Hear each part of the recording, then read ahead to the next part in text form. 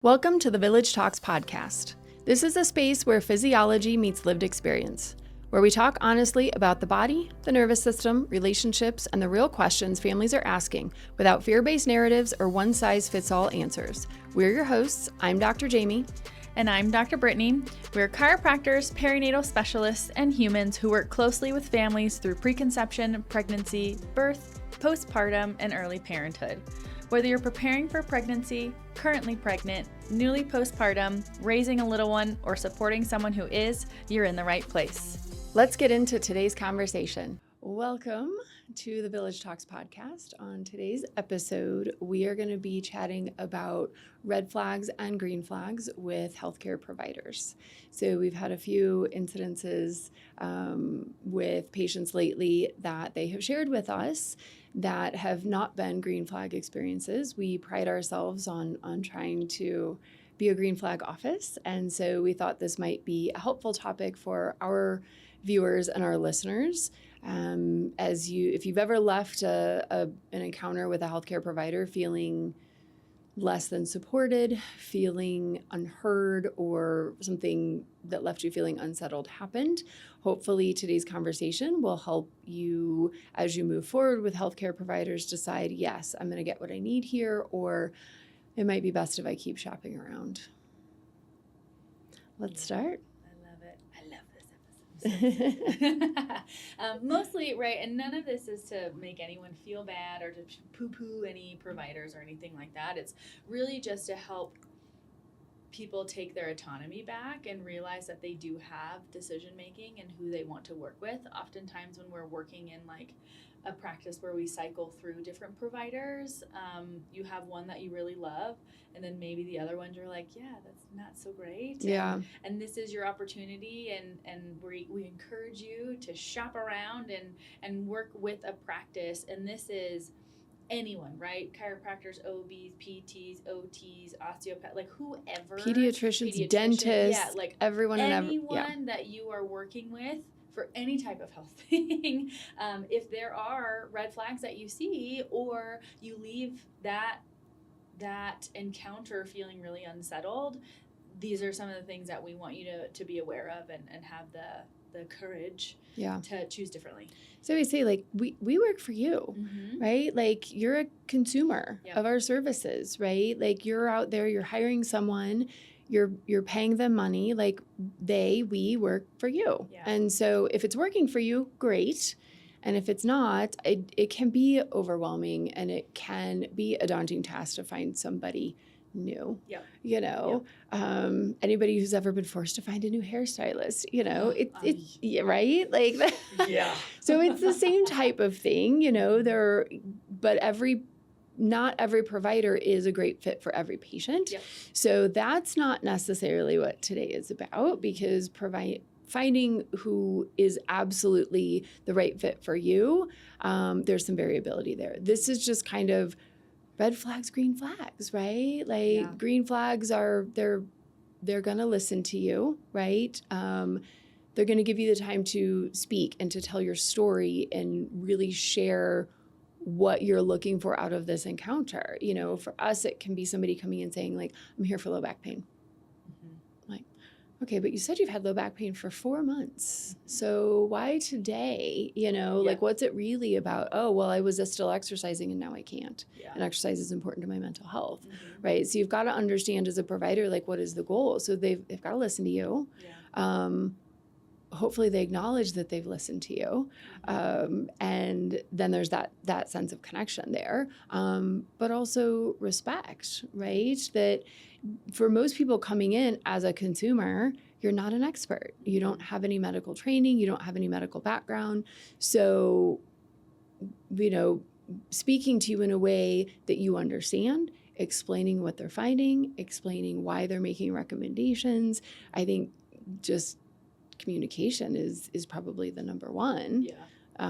So green flags, they listen to you. Yeah. And don't interrupt. That's something that we talk a lot about in our office, and how when we're doing our initial visits and going through an intake and stuff, is just letting the person sitting in front of you talk and tell their story. And I know sometimes like, well, we have a limited amount of time and they can only talk so much and this and that. And it's like, I get it. I know we have to get to the root of everything, but we talk about this all the time. Like, how many times do you want to stop and interrupt them and have a thought in your brain instead of actually just listening to everything that they need to tell you? Mm-hmm. And majority of the time you get to the root cause pretty quickly. Yeah. Mm-hmm. Yeah. And it is hard, right? Somebody tells you something, you're like, but I have 7 follow-up questions to that, Yeah. you know, like it hurts. Where, how, you know, like it, but yes, if you keep talking, let them keep talking, a lot of that will come out. Yep. Eventually. So, you know, the flip side of that being the red flags of they're not letting you talk, right? They come in, they're not asking you questions. Yep.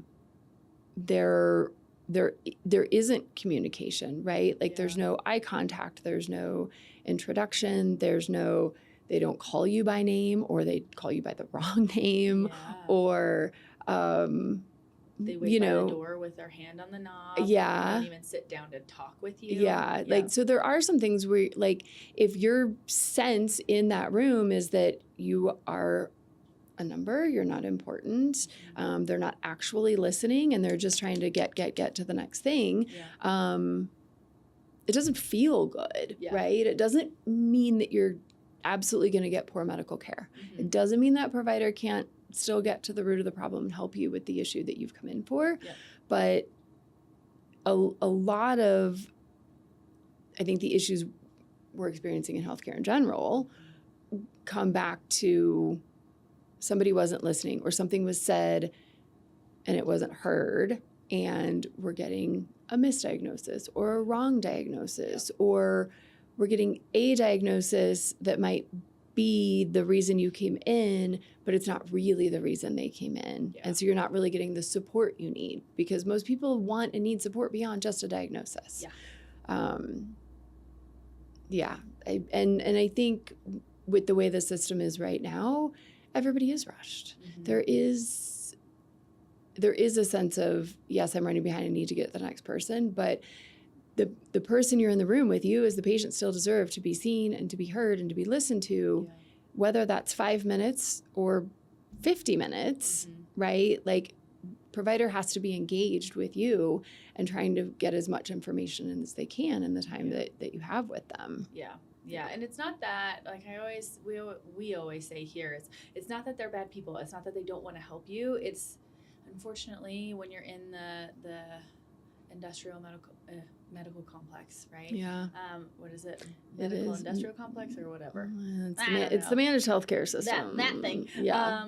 But basically, it's the system that they're a part of. That's how it operates. It's not broken. It's designed that way. And so it does often feel like you're in this rotation over and over and over again. And so that can feel very unpersonable, and can make people feel really dismissed, or that they just, okay, cool, like, these are your symptoms, this is what you wrote down, here's a script, or, here's 20 exercises that I want you to do at home with your 2 kids running around that you're trying to make dinner for and also do all these other things too, right? Like, that's also not very helpful, because we also need to take into account lifestyle and what's happening when we're outside of the office, because that, I think, and I know you do too, goes into everything about time management and what we can actually do at home and what we have time for and what we give ourselves time for. All of that goes into our success in terms of whether it's low back pain or eczema or something like that.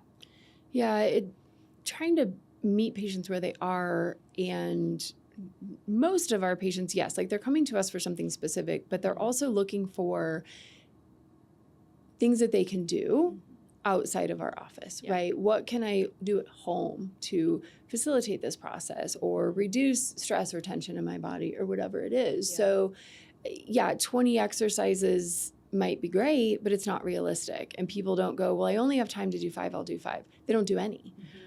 So it is important to understand, what does life look like outside of this room, and send them home with something that is valuable, send them home with something that is going to make an impact and is actually achievable to them, because especially for parents, it's like, you've got 637 things to do, and if I'm adding to your plate, it's not really helping you. It's making you feel guilty because it's one more thing you're not getting done. Exactly. Yeah. Yep. Yep. Yeah. So, big picture, lifestyle, home life, all of that, I think is part of the green flags. Is part of the green flags.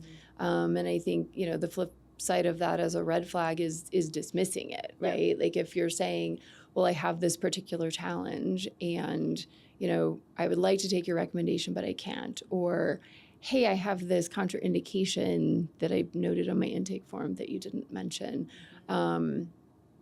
There's got to be acknowledgement of that. And sometimes it's, I know it's really hard to do one more thing, but I think this one thing makes a difference versus, well, you're never getting better if you don't do it. Yeah, which I do see, unfortunately, I do see it often, like, this is my recommendation. If you're not going to follow it, like, then I'm out. Good luck. Good luck. Yeah. Yeah. And I understand it comes from, like, we are giving this specific recommendation because we know it will help. At the same time, if we're dismissing what can actually be accomplished outside of the office, then, like, it's just, it doesn't help, right? And then they leave, well, okay, great. Like, that was a terrible experience. Like, I never want to see this person again, because there is an energy that goes into who you're working with and who you trust, whether you feel safe enough to be around them. If it's a body worker, for example, like, if you don't feel safe for them to work on your body, then nothing they do in that room is going to be helpful. No. Yeah. It's just going to land in a very different way in your body.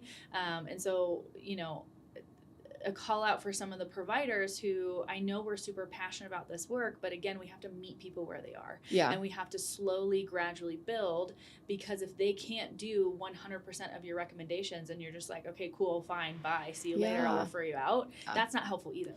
No, and I think, and sometimes as providers, it can be important to hold boundaries, right? From like an ethical standpoint of like, look, this is a really bad idea and here's why, or this is absolutely necessary. I need you to do this. I think of like imaging, or, they're wanting to not do care when we're seeing clear signs that absence of care is making things worse. Yeah. Like, this isn't that. This isn't, a patient who's like, well, I'm just not going to do it, So I think sometimes as providers, it's like, look, we do have training and experience and you have come to us for our opinion and we're going to share it with you, but it's almost never that black and white, my way or the highway, right? Yeah. And I think a lot of times that comes down to ego. Mm-hmm. There's really no room for ego in medicine. And that's not to say, 20 plus years in, like, I think I'm pretty good at what I do. But at the end of the day, I'm also not for everybody. And I think that's the thing is, like, if you really do if your provider hits that point of like, I don't really here's what I recommend, and this doesn't work for you for some reason, and I don't have anything else to offer you, right? Mm-hmm. Then that referral is appropriate. And just say to them, like, look, I think we have kind of done all we can, but I know you want to make more progress, or you have this goal. Here's the right person, right? Yeah. Sometimes the model of care for a lot of people doesn't work, is a big part of the red flags and the problem. But sometimes it's a different model of care. Sometimes it's different geography. Sometimes it's finances, right? Yeah. There could be a number of reasons. I don't think, most patients are coming in just being like, I'm not going to do it. I'm coming here for their opinion. I'm not going to listen. Like, that's not why people I think that, for the most part, the green flags are kind of trying to meet in the middle for if everything provider recommends isn't feasible. Mm-hmm. And if you've got a patient saying, I can't do any of those things, then how do we both find a way that you're going to get some benefit, Exactly. I think that goes into like the next green flag is collaboration. And I mean, we talk about this so much because we really believe in it. We believe that, we're not in competition with anybody else, even other chiropractors.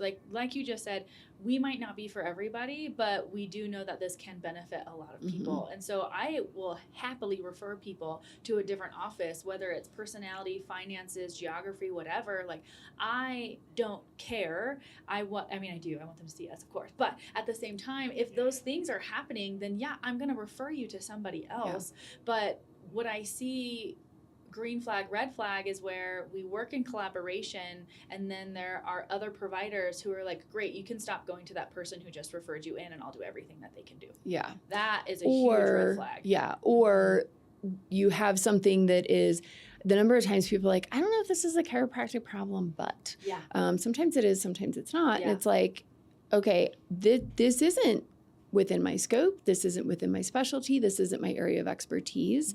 But you need to see somebody for this. So I think it's also like, oh, don't go see other providers or, I mean, we're chiropractors. Not everybody loves us. It is what it is. So there are definitely people like, oh, don't go see a chiropractor for this or for that, or don't go to them at all because it's not safe or whatever. So I'm like, okay, did you give them an alternative? Did you suggest, have you considered acupuncture or massage or PT or OT or something else for this problem? We'll also have people come in, they're like, well, so-and-so said they can't help with it. I'm like, they can't, I can. Right? This is exactly what we do every single day. And then kind of, yes, along those lines, you don't go see that person, or you no longer need to see that person. I think this is where not everybody's comfortable with collaboration. It's another one where I'm like, I choose to believe that everybody is trying to help, because at the end of the day, we're like, yes, we of course would love to help you here. But if getting to this office at the frequency we recommend isn't feasible to you, let's find somebody closer to your house, because I just want you to get the care that you need. Right? And if that's not with me, and deserve, if that's not with us, that's okay. Right? I think that what we'll sometimes see are, there's a pressure to do all the things, or they know this person's strapped for time. And so it's like, if it really is something that you truly think you can help with without detracting from the main reason they came in, or within the time that you have, great, right? Two birds, one stone. That's not most of what we see. I think it is some sort of sense of like, no, it's me. I'm the only one that can help you. I'm the only one that does this work. I'm the only one. There's lots of people out there doing lots of different things. And like you said, like you said too, not everybody is a good match for any number of reasons. But I do think very much a red flag from any provider is an unwillingness to cooperate or collaborate care with other providers, whether they're in your specialty or not. I think another red flag is discouraging you from seeking a second opinion. Discouraging you from bringing a different type of provider into the team because you've hit a plateau, or we've hit 3 of the goals we started with, but there's this one that we haven't seen any change. Not everybody needs to be like, okay, well, nice to meet you today. Here's my favorite massage therapist. Here's my favorite acupuncturist. Here's my favorite, no, that I don't know if that's a green flag, but if you're seeing somebody for a period of time and you're not seeing change, they should probably be recommending someone else joins this team. And if they're not, and you bring it up and there's a lot of resistance there, that's a big red flag for me. It's a big red flag. Because like you said, not one person, not one specialty can do it all. And I do see more recently than not, like, and I wonder, when we were talking about this topic and stuff, a part of me was like, well, I know in our society today and how it's set up, people are pressed for time. Families are pressed for time. They don't want to drive everywhere. They don't want to go to 5 million different appointments and stuff like that. So providers are like, okay, well, let me learn more of this other stuff that I can do so that I can provide it so they don't have to go 5 million different directions. And I so appreciate that. At the same time, there are people who have studied a specific discipline for years on end versus a weekend seminar or something like that, where, this, excuse my language, but like this half-assed kind of care is very different than someone who went to school for it for like 4+ years. Yeah. And so that's where I see that push-pull dynamic Yeah. happening with a lot of our families. We're like, well, they said that they can do something similar. How is it different from you? How is it different from this provider? How is it different from over here? And it's like, okay, well, if you want me to break it down, I will. Like, there's a difference between acupuncture and dry needling. Like, what's that difference? It looks the same. It kind of feels the same. But what's the difference, right? So there's lots of nuances that kind of go into it. And I know it's coming from a good place, but at the same time, it's not bad to have providers in your network and in your team that you can be like, look, I can do a dry needling session, but I also think that you need to go to this acupuncturist or an acupuncturist, one of the however many I have references for, because I think you need a full system reset versus this muscle targeted or whatever, right? Like, those are different ways to look at it and make it more personalized. That I am starting to see a little bit of a lack there. Yeah. And I think, it's something, we deal with every single day. I think the average consumer, the average patient, it can be really hard to understand those differences. And so, I don't expect everybody to know everyone to know everything about everything.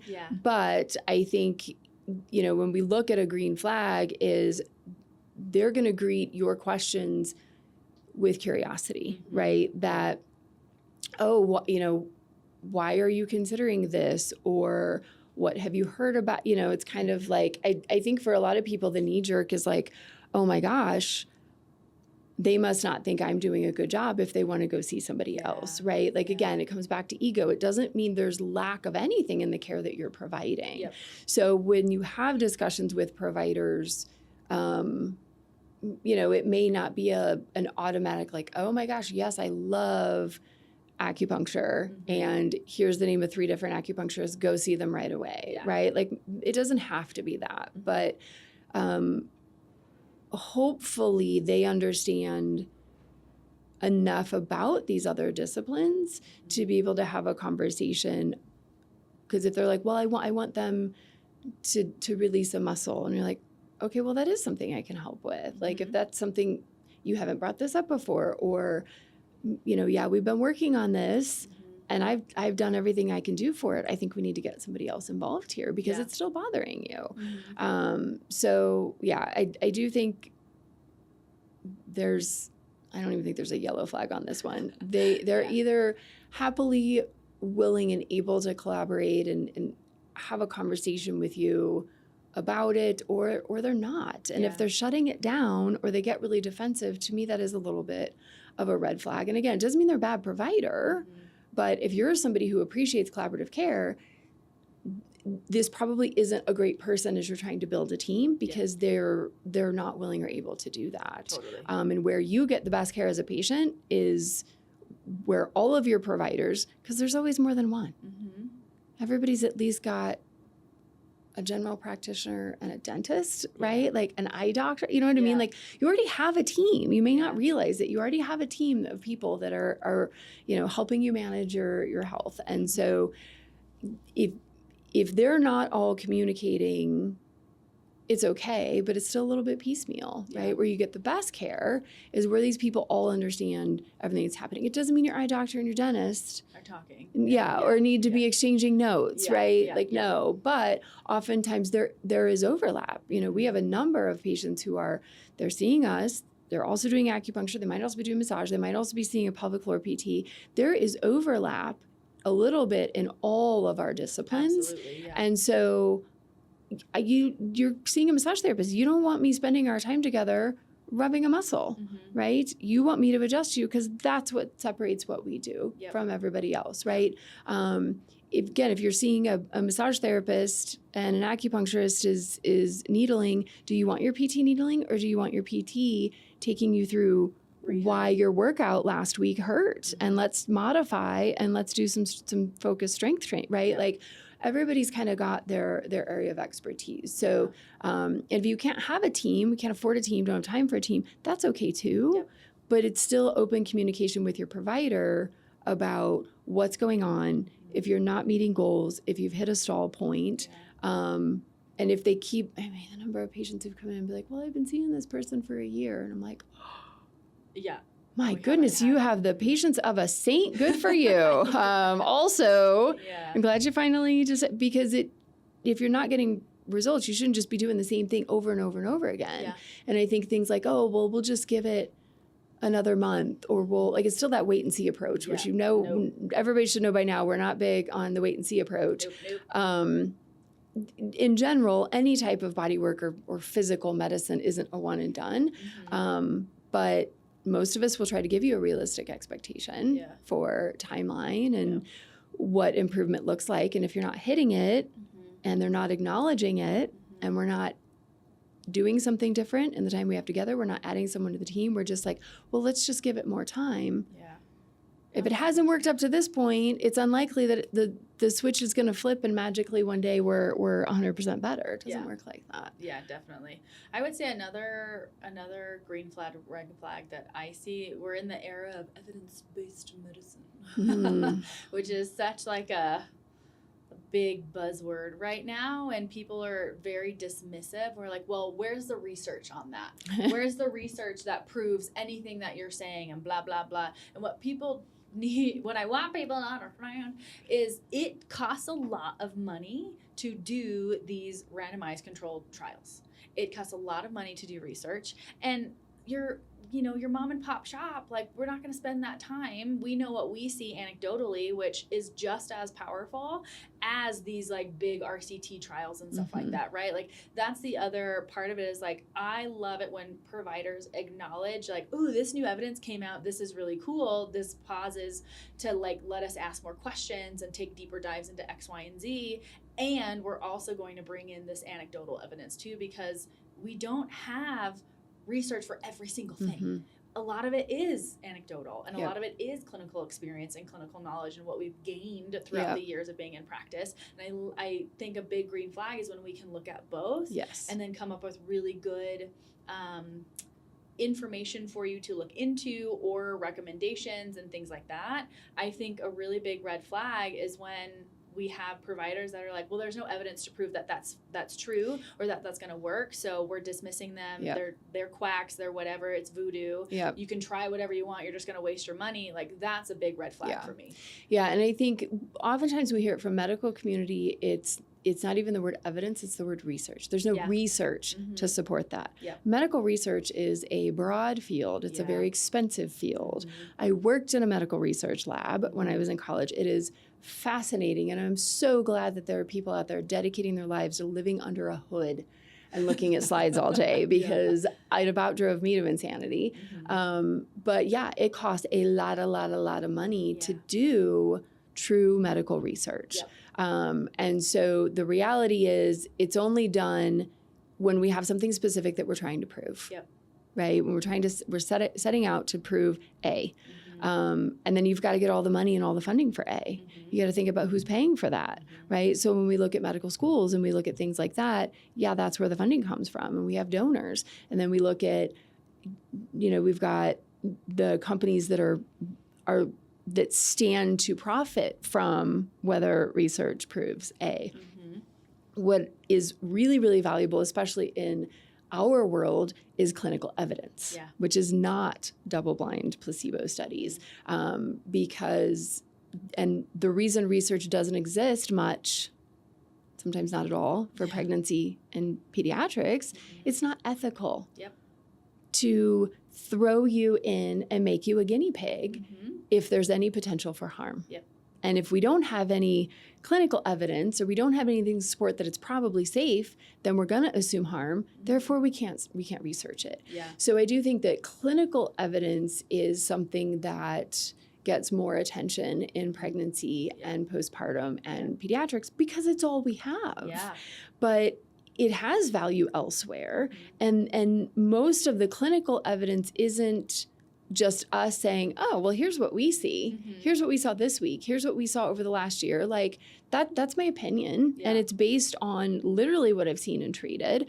And then we do have research that is a gathering of clinical evidence, right? From different locations, from different practices, from different geographic regions. Like, this, I think, is where some of the newer evidence-based information comes from.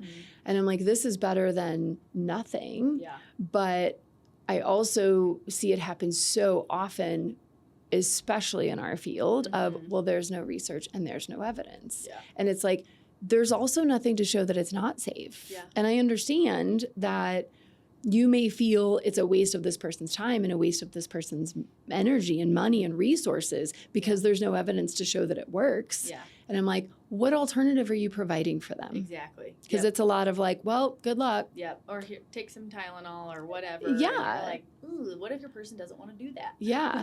So yes, I think that too. And I will also say that I don't expect somebody outside of what we do to truly understand what we do. Yeah, and I can't sit here and act like I know exactly what it's like to be an OB. No. Yep. So, I'm not going to give you advice on whether or not you should have a C-section for a specific medical condition because I'm not your provider for that. So in the same vein, other providers saying you shouldn't do that, it's not safe, it's absolutely... I'd say the reality is they don't know, right? You speak to what you do and what you know and the research you've read, because I haven't read the research on, I don't know, I can't even think of anything, on aspirin use in the elderly. You know what I mean? Like I'm not reading. What we were talking about the other day, like repeat C-sections when we're on like 4, 5, 6. Like, I don't know. Yeah. I've never been faced with that. Yeah. Like I'll bet there's some good information out there. We're going to have to go look for it. Yeah. So it's like, there's a lot of stuff that, I'm trying to keep up with the research. Can't keep up with all of it. Like it's really hard. It's overwhelming. There's a lot of good stuff out there. Yeah. But I think it's just because we don't have a rubber stamp, this is absolutely safe. We tested it on 10,000 pregnant women.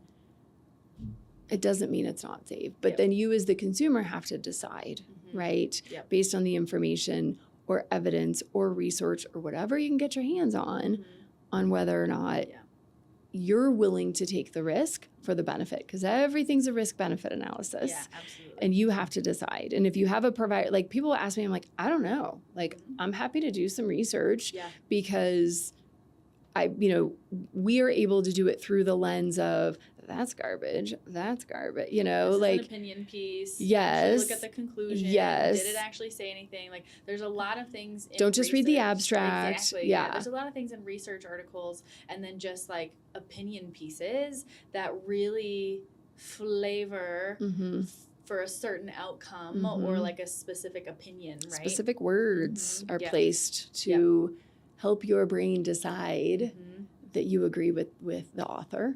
So sometimes it is really hard to get on Google and get through and delineate good information from crap information. So I'm always happy to help assist this process, but essentially you've got to make the decision for yourself. So, being told that something is an absolute yes or an absolute no,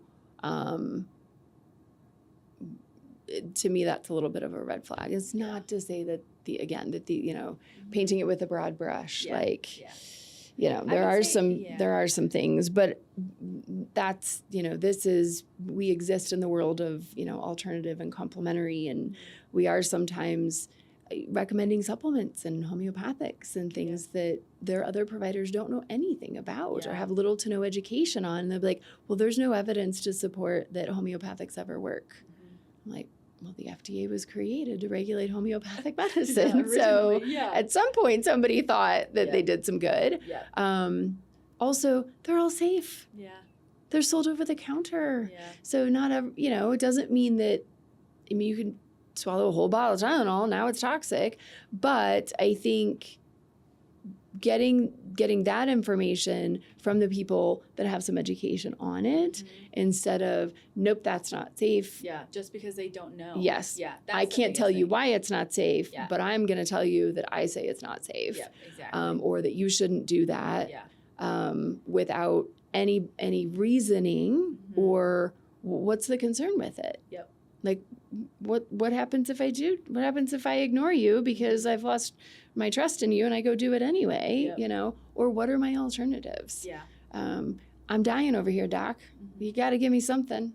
Yeah. Yep. I would say too, when it comes to like just that whole research thing, when people are like, there is no research, I'm like, cool. Also, body work is really hard to do research on because some of it is subjective. Like, that's a very real reality. Mm-hmm. Like, you can palpate somebody and feel something similar to what I found, but it could also be slightly different based off of your hands and your finesse and your touch Mm-hmm. and all that kind of stuff. Like, there are things that do kind of paint what we find. Mm-hmm. I do this air quotes for people listening. We find in bodies and how they're functioning or not functioning and that kind of stuff. Like, that's really hard to do a research paper on. Yeah. It's really hard to do this big randomized controlled double-blind placebo trial with a bunch of different people who have so many different backgrounds. Yeah. And, you know, there's a lot of different techniques when it comes to body work. And I'm not just talking about chiropractic. I'm talking about other cranial sacral stuff and like myofascial stuff. There's so many different techniques out there.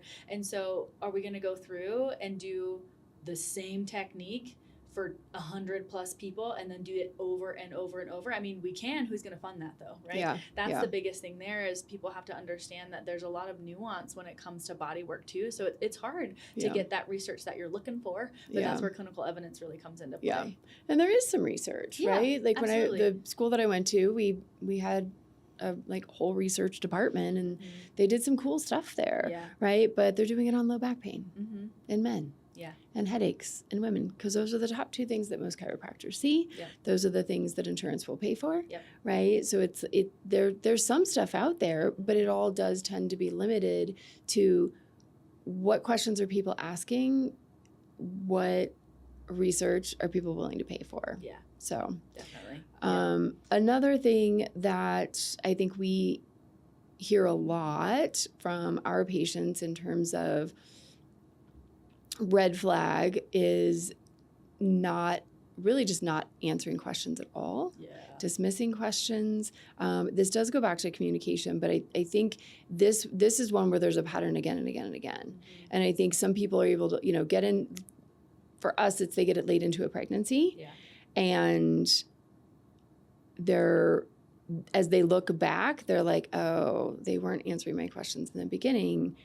And now I have more questions and they're not answering them. Or they were dismissive of me in the beginning and I kind of ignored it and wrote it out. And here I am at 38 weeks and it's too late to switch. Yeah. So I do think welcoming questions, answering questions to your satisfaction. It's your question, right? And I think if somebody is saying, don't go do whatever, or do whatever, and you ask the why, you need to understand that clearly and you need to feel okay with the answer that you've been given. I think there's a lot of, oh, well, no, I don't recommend that. Or no, we don't have to worry about that. You don't need it. Yeah. Why? Yep. Why aren't you worried about it? I'm worried about it. Clearly, I asked you the question. Yep. So tell me why you're not worried about it. Well, and what I see with that too is like another response is like, did you look on Google? And you're like, so what if they did? They have questions. The good news is almost all the right answers can be found on Google. Yeah. The bad news is you've got to know how to wade through all the BS on Google to get the right answer. And know what to ignore, what are good, reliable sources, like also your algorithm and what you're targeted for and all of it. So it's like, Google's great. Dr. Google, not so much. Like all the AI stuff right now. There's a lot of great information on AI. If I see one more person in a chat group being like, well, I asked ChatGPT. I dropped the picture of the skin condition you asked us about in ChatGPT and it says it's this. And now I see people being like, well, I put it in Gemini and it says something totally different. Like I was like, you guys, chat's wrong too. Like I asked somebody, I'm like, where did you get this information from? And it's like, actually, it was, I don't know. There's not actually a research thing that I found. Or sometimes they do, but it's an opinion piece. Exactly. Yep. Or like it is gathering information from the World Wide Web, but it's removing the work you have to do through Google to see like, oh, well, this one came from the National Institutes of Health. And this one came from Farmer Sally's veterinary care, and it's not even talking about a human. AI pulls it all and puts it in that answer for you. So, it is a supercomputer, and it's capable of gathering a lot of information. it's not really capable of weeding it out. Yes, and just that being able to think through it and understand that it doesn't apply to you, or it's like we remove our own logic from the equation and we're taking this as fact. Yeah. And I'm like, sometimes. Other times. But other times it's like 100% wrong. Yeah. And so we can't just take it as fact. Like, I think if you pulled up Dr. Sally's veterinary care and realized that this cream is for udders, it's not for breasts, that you wouldn't do it. Like, oh, that was great. I wish I were joking, but literally like went out and bought all these random ingredients and bought this salve and was having like all these problems. And I was like, where did you get it? And I look it up and I'm like, this is for bovine mastitis. I was like, oh my gosh, like. Yeah. Ooh, yeah. Wow. So. That's a big one. Yeah. So yes, you deserve to have your questions answered by your provider, by the person recommending a treatment, recommending an intervention, recommending a product. Yep. Need to be able to back it up. Yep. And if they're telling you no, they need to be able to back that up too. I would say too, like when you're talking with any provider, and when we say like dismissive, like it can look like, oh well, it's your age. Oh well, it's your hormones. Oh well, it's your anxiety, or it's whatever. Like you're pregnant. Yeah, you're just pregnant. You just have to deal with it because you're pregnant. Yeah, things like that. Like that is what we're talking about when we say being dismissive. It's not just like, well, I don't have time to answer your question. Like that's a very overt and like blatant way of dismissing it. But what we tend to see more of is that that type of dismissal especially when it comes to the population that we serve. Yeah, for sure. Like, and with kids, like, you know, I know you're a nervous mom because it's your first baby, but you're a grown ass adult. So you get to feel the feelings and have the questions. And even if you are a really, really nervous first time mom, it's still to say, I know this is all super new and it can be super scary. Yep. The good news is this is actually really normal for your body or for your baby. Yeah. I'm not worried about it because of this. If you see this, this, and this, then I do want you to call me. Here's where I get worried. Yeah. Right? Like that should at least help you feel better in the moment. I mean, we've definitely had those patients, whether it's for themselves or whether it's for babies, and it's like, yeah, you're struggling. I see that this is really hard for you. Yeah. And we can know logically in our provider brain that this patient has no reason to have this concern, right? You can't logic people out of those feelings and those emotions. So you've got to be able to acknowledge it. Your provider should acknowledge, like, if you are feeling anxious, like, it's okay to say, I know you're anxious right now. Is there something we can do to make you feel less anxious about this specifically? Or do we need to look at like some overall stress relieving stuff? Because it's not good for you and your baby to be walking around stressed out every day. And I say too, like a lot of times during this process, especially if it's your first time, you've never done it before, we do tend to look for answers from other people. And yes, absolutely, we want to have a good team of providers and things like that in our back pocket. But any provider who kind of takes your intuition away or dismisses your intuition, like I've worked with tons of clients, and I'm sure you have too, where they're like, I know that something's not right. I don't care what my labs look like. I know something's not right. Or I know there's something going on with my baby. I don't know what it is, but it's not the tongue tie, or it's not the tension, or there's something else going on. And so like having a green flag provider is someone who will answer your questions, help you dive deeper, try to find the solution, instead of saying like, this is the magic bullet that's a cure-all. Yeah. Like that's very rare. Yeah. It can happen, like our adjustment for hemorrhoids. Hey, we're 3 for 3 right now. But like, it's very rare that it's like a one-time, boom, everything's going to be okay. When it comes to the complexities of the human experience. And so really finding providers who help you feel more empowered in yourself is also really important and a green flag. And those providers who make you feel less than because they have the certifications and the white coat or whatever behind their name, and I've done all this school and research and have all this experience, like, that's awesome. And it's not your lived experience as the provider. It's the person that you're trying to work with and help. It's their lived experience, and we have to take that into account. Yeah, and I think about people who are like, I feel like I'm going crazy because, or, you know, I've talked to 10 different doctors, and I'm like, and you're still looking because your intuition still tells you.